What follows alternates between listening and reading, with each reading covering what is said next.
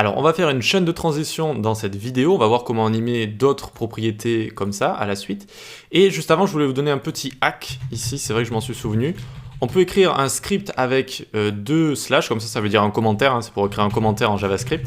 Et le fait de forcer un script dans le head comme ça permet de éviter d'appliquer les transitions sur l'élément quand il va juste être créé avec le CSS_HOM, donc quand il va être rendu pour la première fois. Mais seulement les transitions quand après que, que notre site soit apparu, d'accord? Pas à sa première apparition, mais seulement après quand les éléments se seront tous créés. Ok?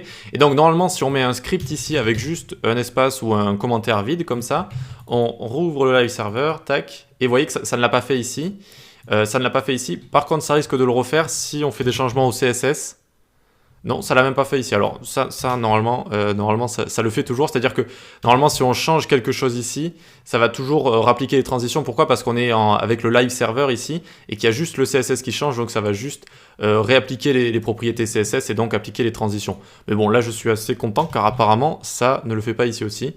Donc c'est plutôt efficace. Alors, ne vous en faites pas à retenir tout ça. Dans un site complet basique, il y a un script normalement qu'on met à la fin ici. On y viendra très rapidement, vous inquiétez pas.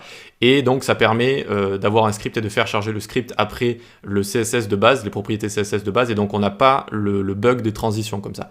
Mais bon, si vous avez un très petit site ou alors un site qui a juste du CSS et que vous avez ce bug, vous pouvez utiliser ce genre de petites choses ici. Ok? Donc on continue, on va voir comment ici, et donc normalement si je mets all ici, tiens, ça m'étonne un petit peu. Voilà, ça met bien le délai de 2 secondes que je vous parlais vu qu'on est avec le live server ici. Mais normalement ça ne le met plus quand on fait ceci, tac. Vous voyez que quand on ouvre le site ici, parce que là on simule en fait une ouverture de site classique, eh bien là c'est bon, ça ne le fait plus. D'accord? Donc c'est correct, c'est exactement ce que je voulais. Donc si on veut animer plusieurs propriétés les unes à la suite des autres, eh bien on pourrait se dire, bon je vais mettre transform ici et par exemple opacity là. Et non, ça va pas marcher comme ça, ça va pas marcher comme ça. Il faut les mettre à la suite ici. Donc déjà on enlève le délai, ici on fait opacity, on dit que ça va durer 0,2 secondes et is in par exemple. Et ici, on va dire que ça va durer 0,2 secondes également pour faire des choses assez rapides. On fait démarrer notre box à opacity 0, comme ça. Hop, donc hop, elle a disparu, très bien. Et normalement, si je viens ici, regardez. Alors, on a un délai ou pas? Transform, opacity. Ah ben non, je ne l'ai pas encore mis ici. Évidemment, il faut mettre l'opacité qui apparaît quand on va survoler notre box ici. Et donc, attention, ça apparaît et ça tourne en même temps ici. Alors on voit que les deux s'animent en même temps, ce qui, bon, vous faites comme vous voulez, mais comment on fait pour ajouter un délai entre tout ça, pour faire une sorte de timeline, un petit peu comme quand on monte une vidéo, d'abord ça, ensuite ça, ensuite ça.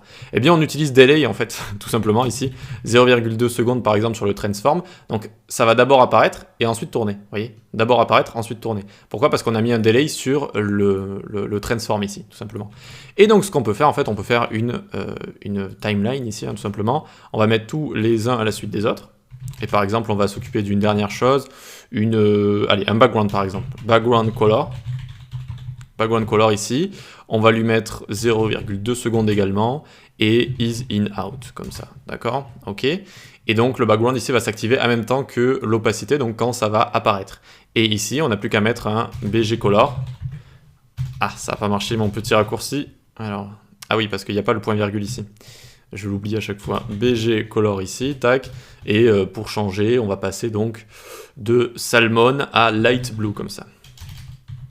Vous savez que j'aime bien cette couleur, très bien. Donc normalement, là, quand je vais passer, ça va à la fois faire apparaître, à la fois passer de saumon à bleu et tourner. Vous voyez qu'on a fait une chaîne de transition en fait. Alors c'est intéressant, ça peut être sympa d'en mettre 2 ou 3, mais après bon, faire 1000 transitions les unes à la suite des autres comme ça devient rapidement embêtant et puis il faut se souvenir du delay de tout et n'importe quoi ici. Donc il a été inventé quelque chose de génial qui sont les animations et qu'on va pouvoir découvrir dans la prochaine vidéo. Allez, à tout de suite.